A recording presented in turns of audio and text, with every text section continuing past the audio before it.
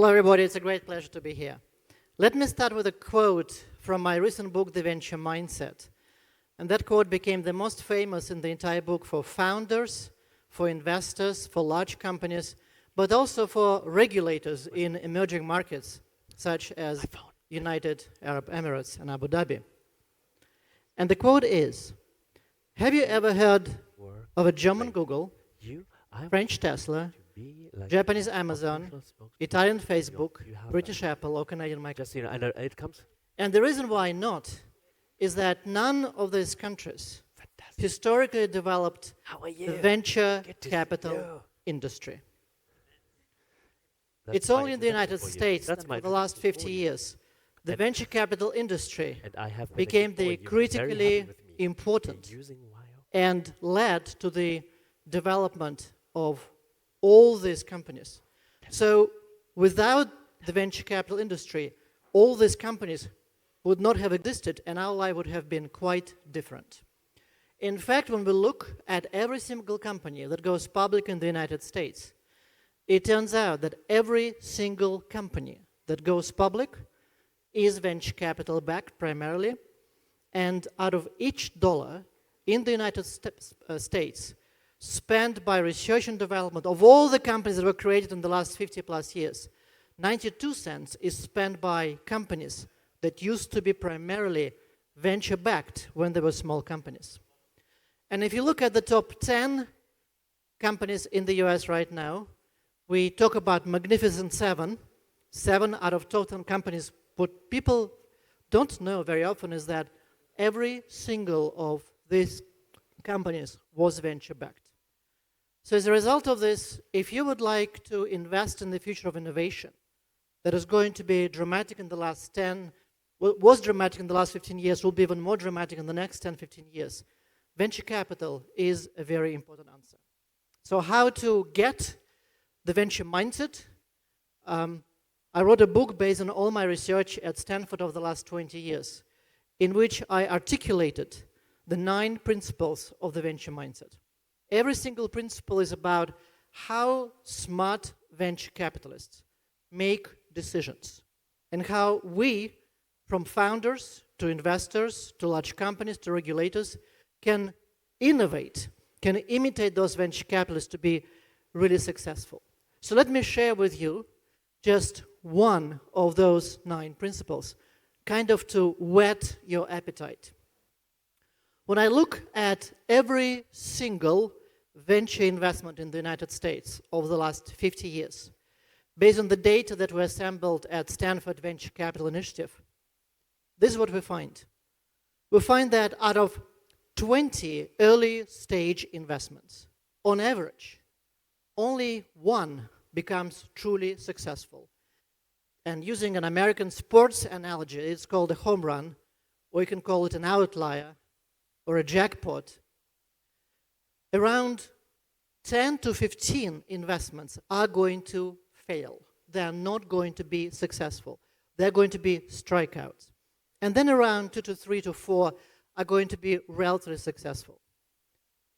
More amazingly, we found that venture capitalists who are much more successful, who are marquee names, who in fact backed all those Magnificent Seven and are backing right now the unicorns, of which there is more than 1,000 in the United States right now, those venture capitalists are much more likely to experience failure.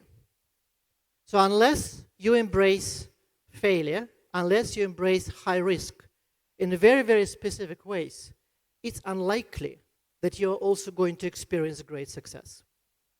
When I look at many emerging markets, for example, I work with a lot of large companies on their corporate innovation. What I very often observe, say in their corporate venture capital initiatives, that they tend to be playing safe. They tend to be risk averse. They tend to overwhelmingly prefer safe returns to taking a lot of risk. That also means they are very unlikely to result in great outlier returns. So what is the morale? The morale of the first principle of the venture mindset is that you have to design the system within your organization, within your innovation ecosystem, within your venture fund, or within your startup to get an outlier return. So let me give you one example of how large organizations do it. When we think about large companies, of which there are many here, there are three ways to meet the wave of disruptive innovation. First is to improve internal innovation, and you can do it in many optimal, efficient ways. You can also acquire innovation.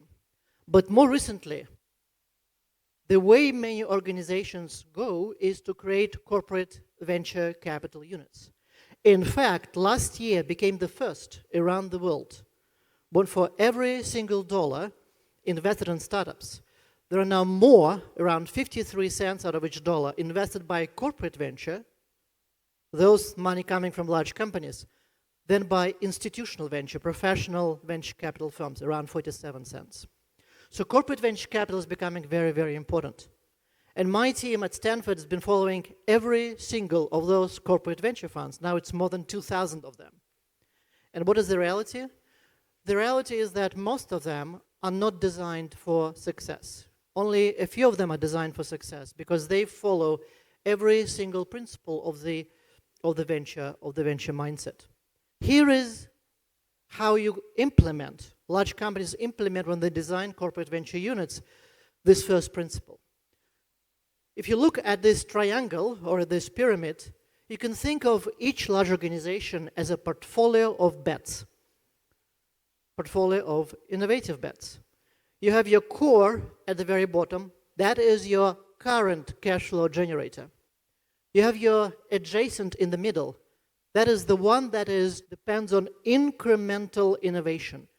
Innovation that increases your productivity, improves your product, but it does not change your business model. It does not bring you to another industry. It does not bring you new types of customers or new relationship with the customers. So that is what I call incremental innovation. And large companies are very good with it. And then at the very top, new. And that is where corporate venture, if correctly designed, positioned. For example, many smart corporations organize their corporate venture funds thousands of miles away from their headquarters to ensure that those corporate venture units bring the best from outside the large company. Let me give you an example of one of the most innovative companies, Amazon. We all know about Amazon e-commerce, and obviously the core, there are a lot of small A/B test experiments run every day. Every time you go to the Amazon website, you're being a guinea pig because Amazon is going to experiment with you just a little bit. And then there's a lot of adjacent or incremental innovation. In fact, my Stanford students went to Amazon and participated in many of those businesses that they launched within Amazon e-commerce. But that is adjacent incremental innovation. But now let's think about what means new, what means disruptive innovation for a large company such as Amazon. One example was AWS, a cloud, that had nothing to do initially with e-commerce. And it was a very, very risky proposition. And yet now, it constitutes more than half of Amazon revenue. And notice, by the way, that it is a very, very risky enterprise. For example, you may never have heard about Fire Phone. That was Amazon's attempt to compete with iPhone. But when Fire Phone was launched, and with the loss of almost $1 billion, at the time a lot of money for Amazon, failed, Jeff Bezos said, the size of our failures should grow with the size of our organization. So this is one of the reasons why Amazon, that follows this principle, but also 8 other principles that I identified in my book, is one of those magnificent 7. Now, this is for large companies, and very often I work with the CEOs of large organizations on how to implement and how to design corporate venture and internal corporate innovation. But what about founders and what about investors? As I mentioned, my team and I have been following every single American unicorn and every single unicorn founder. And recently we've published the Unicorn Report, where we identified hundreds of factors behind success and failure of unicorns. If you're interested, please check this out, and I will be happy to get questions from you on my LinkedIn or by email. Thank you so much.